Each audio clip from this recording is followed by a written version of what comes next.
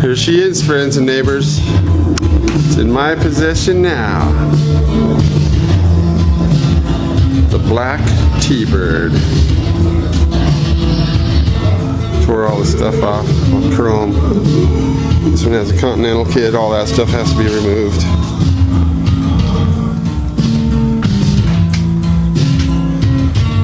Fresh engine, fresh tranny, fresh running gear, fresh tires, fresh everything.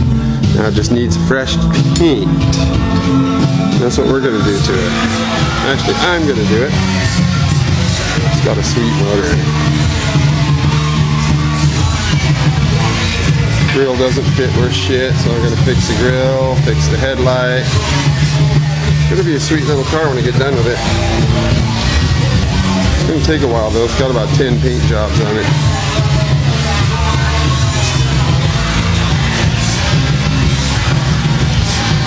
Yeah.